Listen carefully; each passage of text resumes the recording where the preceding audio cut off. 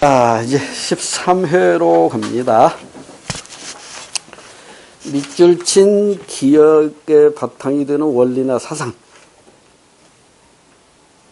정당한 권력은 피지배자의 동의에 기초한다. 뭐예요? 피지배자는 국민이겠죠? 일단 읽어봅시다.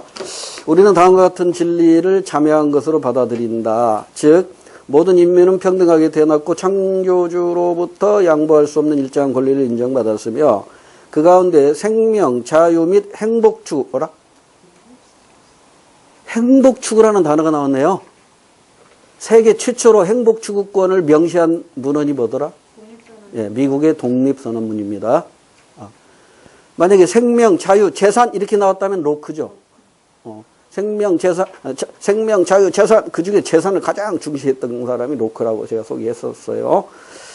자, 이건 이제 미국의 독립선언문인데, 자, 행복을 추구하는 권리를 포함하고 있다. 또한 국가는 이 권리를 수호하기 위해 수립된 것으로 정당한 권력은 피지배자, 국민의 동의에 기초한다. 모든 권력은 국민으로부터 나온다. 이것이잖아요. 국민주권주의입니다. 국민주권주의. 입헌주의, 자유주의, 국민주권, 3번 정답이죠. 뭐 더 설명 안 해도 될 것 같고. 입헌주의를 다른 말로 법치주의와 연결시켜서 이해하시라고 그랬고, 법치주의 하면 또 항상 형식적 법치와 실질적 법치를 구분해서 시험 문제 출제하고 있으니까 이것도 잘 기억해 두시라고 했어요. 실질적 법치는 법의 지배고, 형식적 법치는 법에 의한 지배였었어요. 형식적 법치는 합법성만을 강조하지만, 실질적 법치는 합법성과 정당성을 모두 갖추어야만이 법으로 인정됩니다. 따라서 악법도 법인 경우는 형식적 법치고요. 악법이 법이 될 수 없는 건 실질적 법치의 내용이었어요. 2번 문제로 갑니다. 예? 예, 3번 국민주권주의 정답. 2번 밑줄 친 기억령과 공통적으로 관련된 기본권의 특징은 기억론이 어떤 기본권인가를 봐야겠네요. 기억, 범죄 피해로 8주 이상 치료를 필요로 하는 상처를 입은 경우 국가구조금을 받게 된다. 종전에는 범죄 피해로 사망하거나 영구장애를 입을 정도의 심각한 신체적 손상을 당한 경우에 한해 국가구조금이 지급되었다. 지금 8주도 아닙니다. 이게 옛날 제 문제라 8주로 나와 있는데 우리 딸아이 4주 했는데 받았거든요. 지난주에 제가 사례 말씀드렸었잖아요. 그게 중요한 게 아니고 이건 뭐예요? 국가구조 청구권이죠. 청구권 중에 가장 나중에 등장한 국가구조 청구권입니다. 그 다음에 또한 수사나 재판 과정에서 구금되었다가 무죄를 확정받은 사람이 국가를 상대로 보상을 요구할 수 있는 거는 형사보상 청구권이에요. 형사보상 청구권은 두 사람만 청구할 수 있죠. 형사 피의자하고 형사 피고인 두 사람만이 형사보상 청구권을 행사할 수 있는데 피의자의 경우에는 어떤 때 청구하죠? 예, 혐의 없음을 이유로 불기소 처분을 받았을 때 구금된 기간에 대해서 형사보상 청구권을 행사할 수 있고 형사 피고인은 대법원에서 무죄 확정 판결 받았을 때 형사보상 청구권을 행사할 수 있다고 공부했어요. 자, 두 가지 공통점은 청구권이에요. 청구권이기 때문에 수단적인 기본권이고 절차적인 기본권으로 우리가 공부했었습니다. 1번 권리 자체가 목적인 적극적 아닙니다. 이건 수단적 기본권이에요. 그 다음에 다른 기본권 보장을 위한 기본권입니다. 정답입니다. 능동적이고 적극적인 정치적 기본권, 이건 참정권이죠. 국가의 자유로 표현되는 참정권이고 4번에 인간다운 취조생활을 보장받기 위해 적극적으로 요구할 수 있는 기본권, 현대 복지국가에서 강조하는 사회권이죠. 사회권. 자, 이 기본권은 크게 두 가지죠. 시험 문제 나오는 거 보면 기본권은 크게 두 가지입니다. 이번에는 반대로 한번 해볼까? 사례를 먼저 해볼까? 인간의 존엄 및 가치권. 10조에는 행복추구권도 같이 소개되어 있고 자유권, 평등권. 모두 네 가지네, 결국. 하나, 둘, 셋, 넷. 공통점이 뭐예요? 공통점. 절대적이고. 절대적이니까 초국가적이면서 법의 규정이 없더라도 당연히 보장되는 포괄적 기본권이었어요. 네 가지밖에 없어요. 우리 헌법에 이 네 가지밖에 없다고. 아직 시험 문제 안 나왔지만 이거 딱 주워놓고 공통점을 고르시오. 이렇게 출제할 수도 있단 말이에요. 그 다음에 이제 나머지 세 가지가 있어요. 세 가지.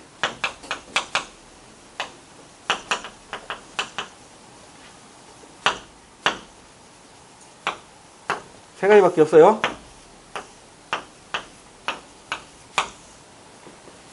세 가지 공통점. 상대적이죠. 한 국가 내에서만 인정되죠. 그 다음에 포괄적이 아니라 개별적이에요. 즉, 헌법에 열거된 것만, 법률에 열거된 것만 보장해줘요. 그러니까 국민의 기본권은 셀 수 있다, 없다? 셀 수 없을 정도로 많아요. 왜 셀 수 없을 정도로 많아요? 헌법에 열거되지 않았더라도 보장되니까. 그렇게 이해하시면 돼요. 그 중에 지금 이거 가지고 시험 문제 낸 거죠? 전국 가지고 시험 문제 낸 겁니다. 그러니까 이런 특징을 가지고 있다. 3번으로 갑니다. 옳은 설명을 고르래요. 대표적인 정부 유형인 의원 내각제 영국에서 출발하고 대통령제 미국에서 출발합니다. 중 어떤 권력 구조가 근본적으로 민주주의 수행에 더 바람직한가에 대한 판단은 어떤 지표에 중점을 두고 민주주의의 수행 여부를 평가하는가에 의존할 수밖에 없다. 뿐만 아니라 오타 나왔네요. 뿐만 아니라 그 지표를 어떻게 정의하느냐에 따라 평가가 다르게 이루어진다. 예를 들어 정부의 책임성을 비교할 때 책임성을 국민적 요구의 민감도 정도, 또 책임 소재 중 무엇으로 정의하느냐에 따라 다를 수가 있다. 자, 이제 기억, 니은, 리을 옳은 설명을 고르래요. 1번에 기역에서는 의원 내각제에서는 정당 제도와 관계없이 니을 책임 소재가 명확하지 않다. 땡. 양당제의 경우에는 책임 소재가 분명하죠. 단독 내각이 구성이 되니까. 그러나 이제 다당제의 경우에는 다당제의 경우에 연립 내각이 구성된다면은 책임 소재를 딱 파악하기가 좀 애매해지죠. 1번은 땡. 2번. 니은에서 대통령제에서 양당제가 나타나면 다수당과 집권당은 일치한다. 이건 의원 내각제에서 그래요. 의원 내각제에서는 그런데 대통령제에서는 여소야대 현상이 나타날 수도 있잖아요. 의원 내각제에서는 여소야대란 말 성립이 안 되지만 대통령제에서는 여소야대 현상이 나타날 수 있거든요. 2번도 땡. 3번. 니은에서는 즉 대통령제에서는 일반적으로 단임제보다 즉 한 번 임기 끝나면 다시 못하는 단임제보다 중임제 2번까지 할 수 있는 가 디귿 국민적 요구에 민감한 정도가 더 높다. 더 높다. 맞죠? 네. 왜 그래요? 안 찍어주거든. 그러니까 국민의 요구에 민감하다고. 국민들이 요구하는 걸 안 받아주면 안 찍어주니까. 3번이 정답이네. 그 다음에 4번 책임성을 디귿으로 정의할 때, 즉 책임 소재로 정의할 경우에 니은이 즉 의원 내각제가 대통령제가 기억 의원 내각제보다 책임성이 더 아닙니다. 의원 내각제가 책임 정치에 민감하다고 그랬잖아요. 책임 정치가 가능하다 이렇게 얘기했으니까 거꾸로 돼 있어요. 넘어갑니다. 4번 문제는 수능 문제인데 이게 복합적인 문제입니다. 우리 시험에서는 이것 중에 일부를 가지고 출제할 거예요. 이렇게 출제하면 일부 넘어가기 때문에 공부거리가 어떤 것이 있는가만 우리가 분석하면 됩니다. 다음 사례에서 상속과 관련한 법적 분석으로 옳지 않은 것. 갑, 모든 재산을 을에게 물려준다는 유효한 유언장을 작성해 놓고 있는 상태이며 전 재산은 10억이래요. 그 그림을 보니까 값이 가운데 있고 을이 배우자네요. 그러니까 값은 내 돈 10억 나 죽으면 마누라가 남편이건 동그라미가 남자로 되어 있네요. 그러니까 배우자에게 전부 줘라, 전부 가져라. 이렇게 유언을 해놨어요. 그럼 이제 이때 어떤 문제가 발생하냐면 유류분 문제가 발생할 수 있겠죠. 그다음에 을 모든 재산을 무에게 물려준다는 유효한 유언장을 작성해 놓은 상태이다. 을은 엄마는 내 재산 5억 남편 절대 주지 말고 사이가 안 좋은 모양이네. 아들 무에게 전부 줘라. 이렇게 또 유효한 유언을 해놨네요. 자, 이제 1번부터 분석해 보면 갑과 을이 동시 사망하였다면, 동시 사망하면은 두 사람 간에는 상속 문제가 발생하지 않는다고 했어요. 그러니까 갑과 을 사이에는 이제 상속 문제가 발생하지 않는다고. 15억 원 중 병과 정이 물려받을 재산이 없다. 1순위가 뭐죠? 이게 지금 갑과 을이 지금 동시에 사망했고, 동시에 사망했으니까 갑과 을 사이에는 상속 문제 발생하지 않아요. 그럼 이제 갑은 유언으로 을에게 주라고 했는데 을도 동시에 사망했으니까 결국은 자식인 직계 비속한테 갑니다. 그러니까 직계 존속은 직계 비속이 있으면 아무 의미가 없어요. 그러니까 할아버지 할머니는 이런 한 푼 못 받아요. 그러니까 1번 맞아요. 2번 을과 무가 동시에 사망했다면, 그러니까 엄마와 아들이 동시에 사망했다면 을의 재산은 모두 갑이 상속받는다. 그렇죠. 을과 무 사이에는 상속 문제가 발생하지 않으니까 당연히 무로 돌아갈 게 이제 갑에게 돌아갈 수밖에 없죠. 2번도 맞고. 3번 을이 사망하였다면 갑은 1억 5천만 원의 유류분을 무에게 청구할 수 있다. 계산해 봐야겠네요. 해봅시다.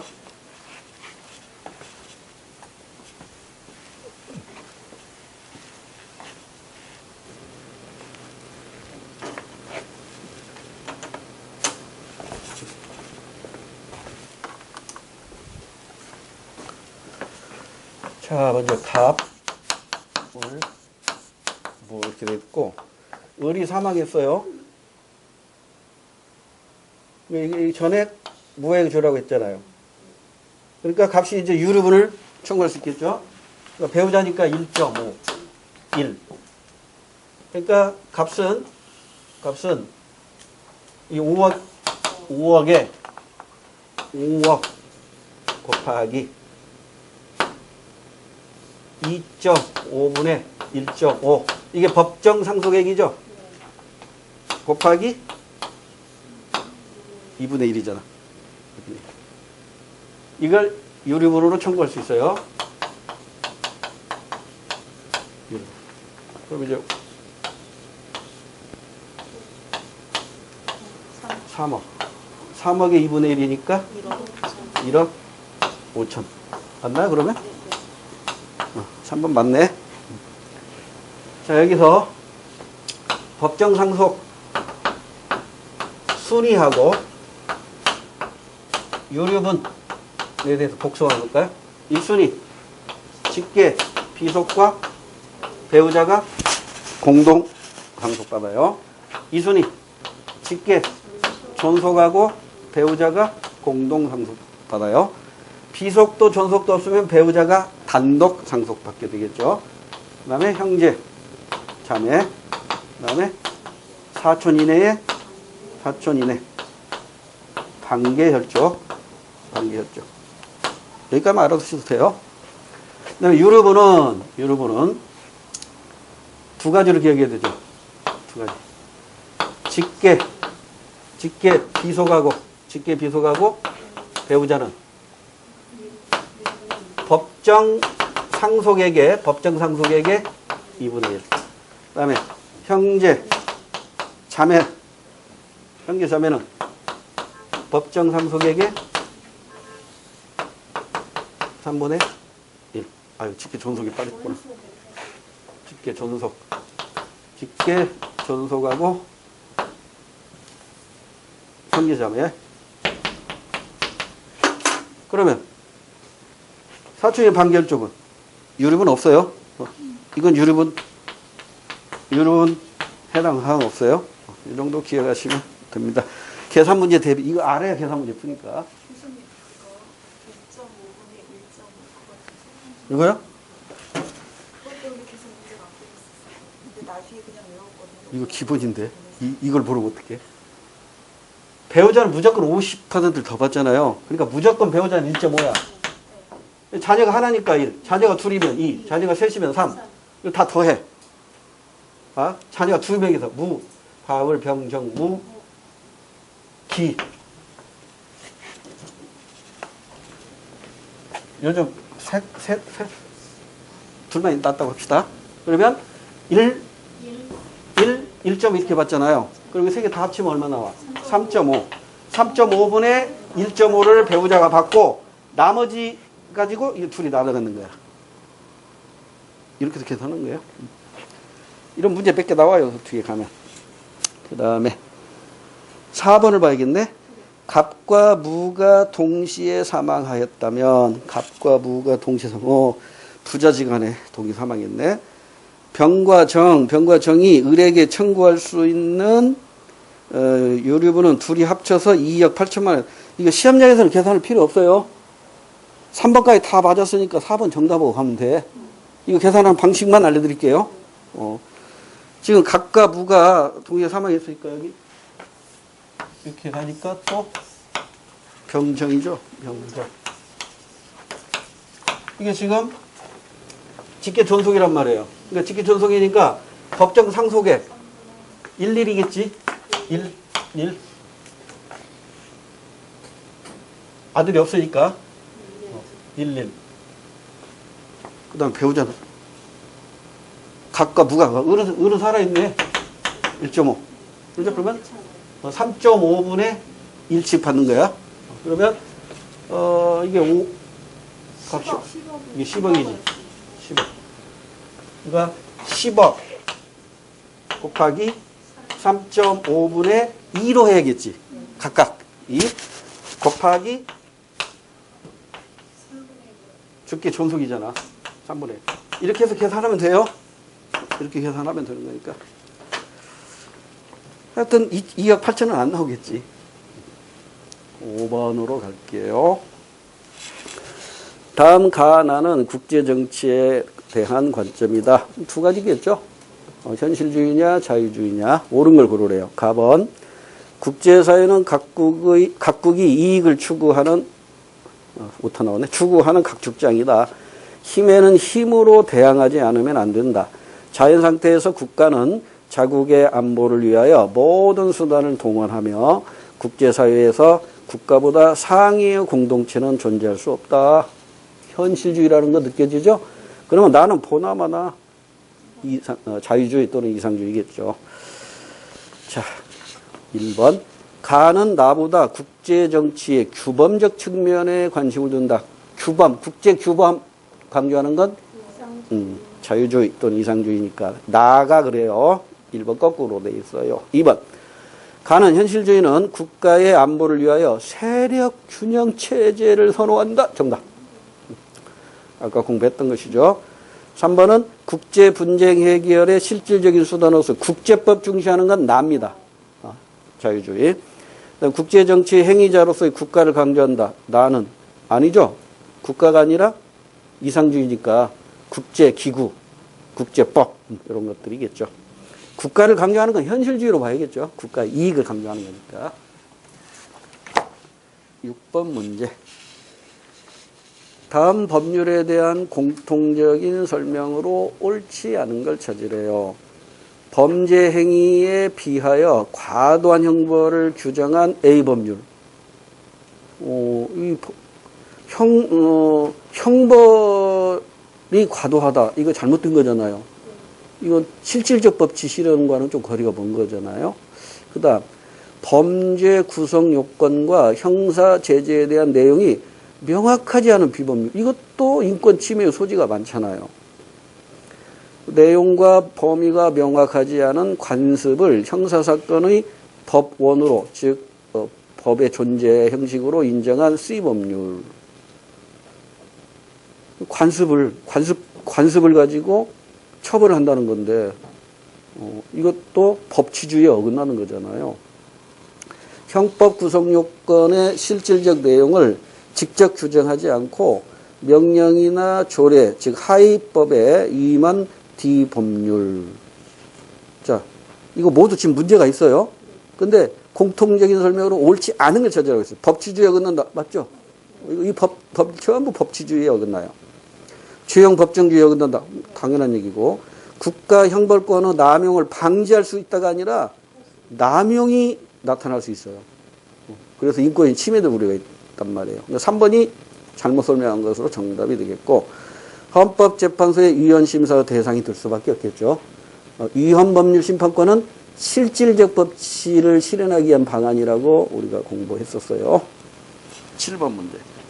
다음에 민주원리가 공통적으로 추구하는 궁극적인 목적으로 가장 적절한 것은, 제가 예전에 강의할 때 궁극이라는 단어가 문장이 나오면 인간의 존엄성을 찾으라고 그랬거든요. 그럼 그게 정답이거든요.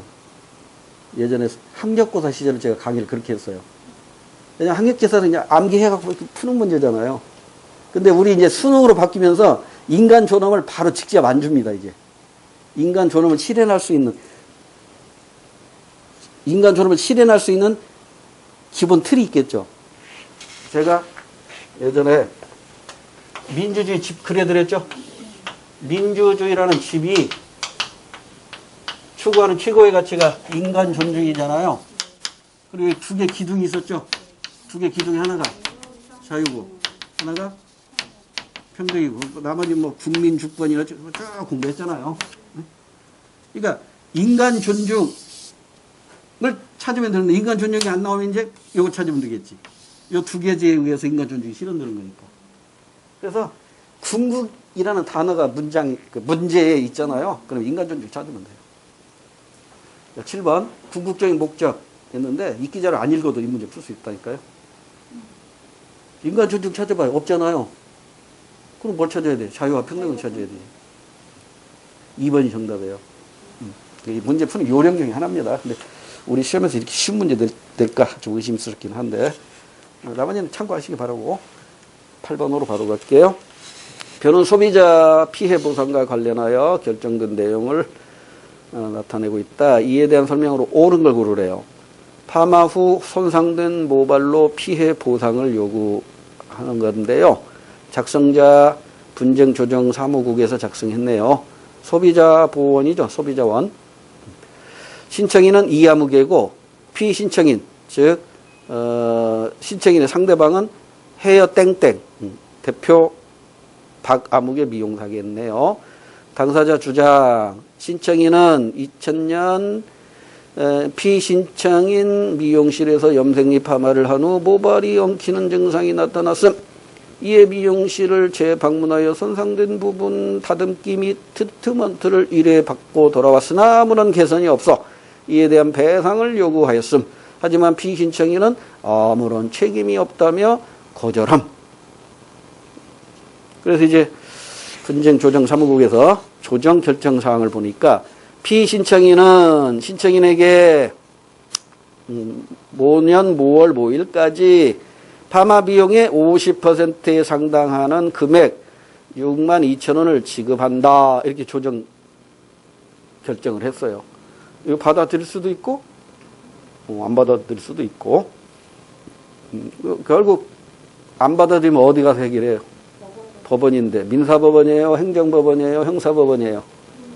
민사법원이겠죠. 민사소송으로 해결해야 됩니다. 자, 옳은 걸 찾으래요. 피신청인은 미용실 주인은 결정된 내용을 수락할 의무는 없어요. 수락할 수도 있고 안 할 수도 있고. 2번 조정 결정을 내린 기관은 소비자보원, 소비자원은 기업 간의 불공정 거래를 감시하는 역할 땡. 기업 간의 불공정 거래를 감시하는 역할은 공정거래위원회라는 경제경찰입니다. 공정거래위원회니까 2번도 땡. 3번 신청인과 비신청인이 결정사항을 수락할 경우 재판상 화해와 같은 효력이 발생한다. 이건 맞아요. 이걸로 끝나는 거예요. 재판상 화해로 끝나는 겁니다. 더 이상 분쟁은 없다. 3번 정답. 4번 분쟁조정위원회는 피신청인이 고의나 과실 여부와 상관없이 손해를 배상해야 한다고 판단. 아닙니다. 일반 불법행위 우리 가해가 손인책 6가지 다 충족시켜야 된다고 그랬잖아요. 넘어갑니다. 9번 다음 글에 대한 설명으로 옳지 않은 것. 간단한 문제네요. 정치 기능을 수행하는 데 작용하는 외부적인 강제력으로서 합법성과 도덕성의 그 정당성이 근거가 있다. 자, 정치 기능, 합법성과 도덕성, 정치 권력의 정당성을 말하는 것 같으네요. 정치 권력의 정당성을 말하는 것 같은데, 이 글에 대한 설명을 옳지 않은 걸 찾으래요. 근대 민주국가 이전에는 존재하지 않았다. 근대 민주국가 이전에도 국가는 있었잖아요. 국가가 있다면 정치 기능을 수행할 수밖에 없고, 그러면 합법성과 도덕성의 정당성 근거 문제가 발생하는 거잖아요. 1번 땡이네요. 정답이고요. 나머지 확인해 봅시다. 민주국가에서는 합법적인 선거를 통해 정치 권력을 획득합니다. 맞고. 공동체의 목적실을 위해 국가가 행사하는 힘, 이게 정치 권력입니다. 맞고. 그 다음에 국민의 지지와 동의를 얻었을 때 정당한 것으로 인정된다. 정치 권력. 정답 1번. 싱겁네. 10번. 청소년 근로와 보호와 관련된 내용으로 잘못된 것. 만 14세는 취직 인허증이 있어야 근로가 가능하다. 근로기준법상 미성년자는 만 15세 미만이죠. 그러니까 15세 미만이니까 만 14세는 미성년자라고. 미성년자이기 때문에 노동부 장관의 취직 인허증이 있어야 근로가 가능합니다. 그 애기들 탤런트 있잖아요. 꼬마 아동 탤런트들. 걔들 다 이거 허가 인허를 받아가지고 취업하는 겁니다. 그 다음에 2번. 청소년은 위험한 일이나 유해한 업종의 일을 할 수 없다. 청소년, 연소근로자. 그 다음 여성 근로자도 포함이 됩니다. 여성 및 연소근로자.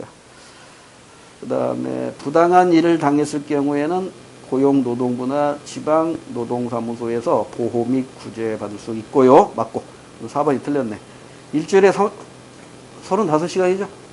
연소근로자, 청소년 근로자는. 일주일에 40시간이 아니라 35시간까지만 일할 수 있고, 합의한 경우에는 5시간. 5시간. 그래서 맥시멈 40시간까지 일할 수 있어요. 그다음에 11번. 그림과 관련된 옳은 설명은 그림 많이 보았던 거죠. A는 취업자, B가 비경제활동 인구가 됩니다. 전업주부는 B죠. 비경제활동 인구. 전업주부들이 취직한 경우 B에서 A로 간 거겠지. B에서 A로 변한 것이며 실업률은 상승한다, 하락한다라고 해야겠지. 왜 하락해요? A가 늘어나면 경제활동 인구가 늘어나잖아요. 경제활동 인구가 분모가 늘어났기 때문에 실업자 수는 그대로 있다고 가정하면 당연히 실업률은 하락할 수밖에 없는 거죠. 1번 틀렸고, 뒷부분이 틀렸고. 2번. 대학생들이 졸업과 동시에 취직한 경우에는 B에서 또 A로 간 거죠. 실업자가 아니라 비경제활동 인구에서 A로 간 것입니다. 그러니까 틀렸어. 실업률 하락한다? 이건 맞네. 뒷부분은 맞는데 앞부분이 틀렸어요. 실업자에서 A로 가는 게 아니라 비경제활동 인구, B에서 A로 가는 거예요. 그 다음에 3번. 기업 파산으로 노동자들이 해고되어 일자리를 구하고 있는 경우 A에서, 즉 취업자에서 실업자로 변한 것이며 실업률은 상승한다. 맞네요. 정답입니다. 4번은 어디가 틀렸을까요? 일자리를 찾던 사람들이 더 이상 일자리를 찾지 않게 된 경우, 이건 이제 실업자에서 비경제활동 인구로 간 거겠죠. B로 변한 것이, 실업자에서 B로 변한 게 아니라, 맞네. 실업자에서 B로 변한 것이면, 이게 맞고, 실업률은 변함이 없다가 아니라, 실업률은 작아지겠죠. 실업자 수가 줄어드니까. 넘어갑니다. 많이 보았던 그림인데, 이야, 이거 출제자가 살짝 X축과 Y축을 바꿔놔 버렸어요. 그럼 이제 헷갈리기 시작하는 거야. 우리 공부할 때는 가격축이 Y축이었잖아요. 그리고 판매 수입 변화율이 이 X축이었는데 뒤집어 놔 버렸다고. 그래도 우리는 이거 풀 수 있어야 돼요. 그렇다고 이렇게 문제지를 이렇게 옮겨놔봤자 헷갈리면 더 헷갈리니까 응용을 하는데, 자, A, B, C 이렇게 나와 있잖아요.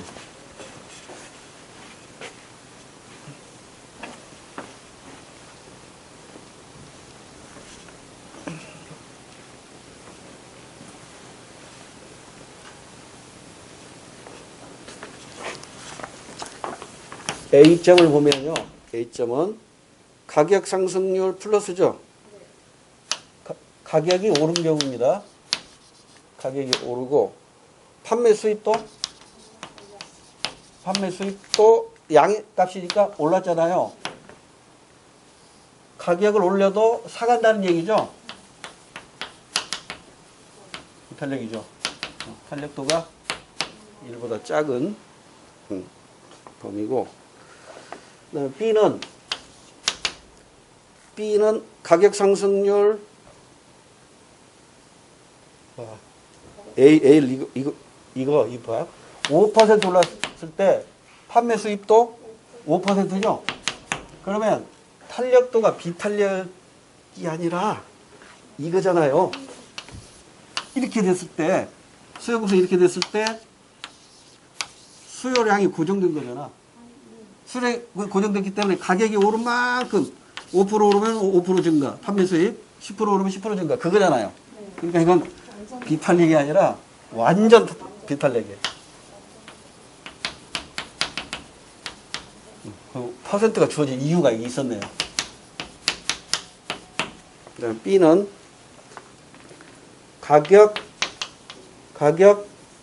가격이 오르고 판매 수입도 올랐는데 얘가 5% 오를 때 얘는 5%보다 적게 올랐다고. 그러니까 비탄력이라고. 이렇게 되고, C는 가격은 올랐어요.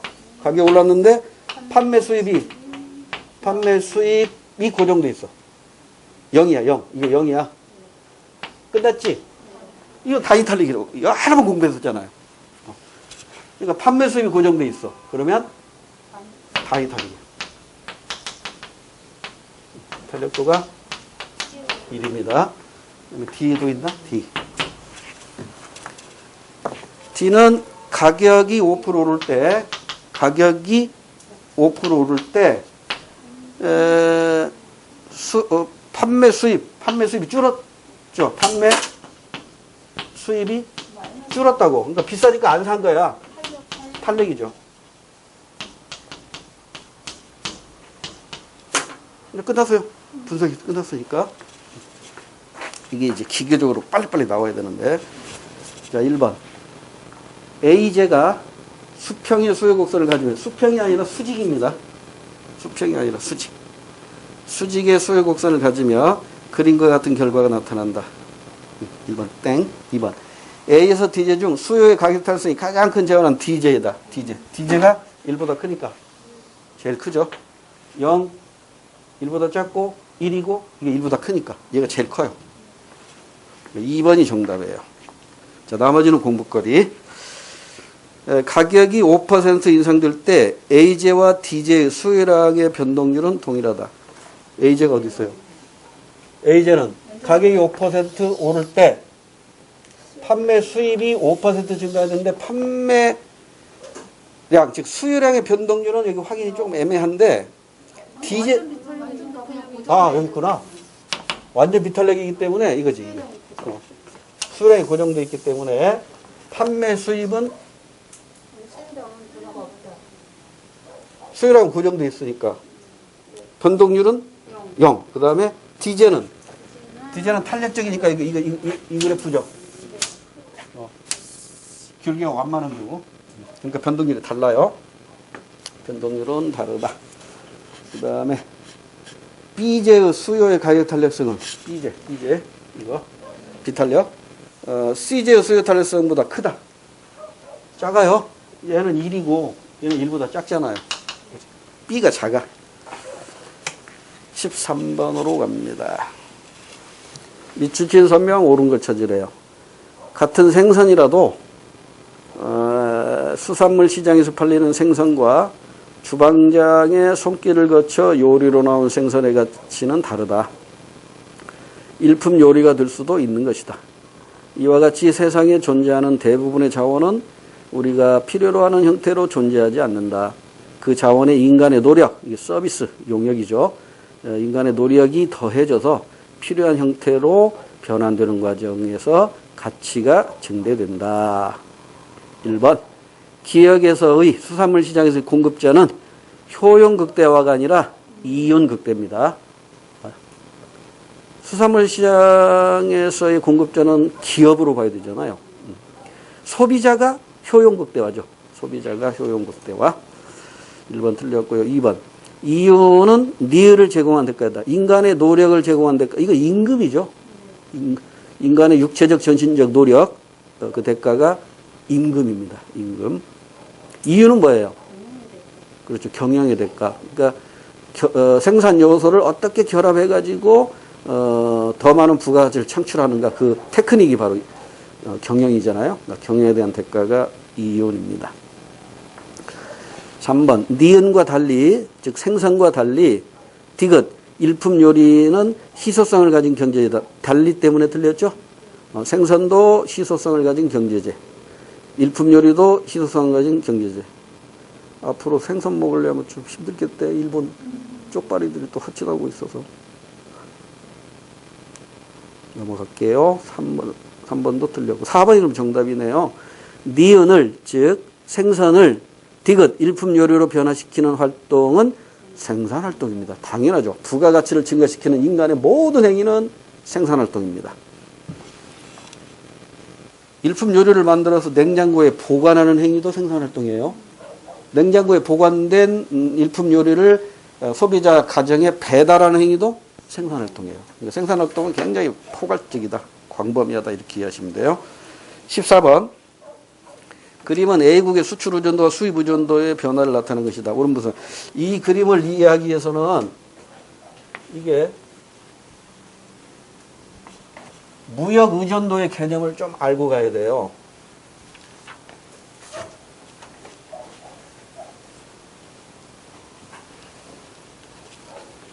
그 그래프 아래에 뭐 무역 의존도 공식 나와 있잖아요.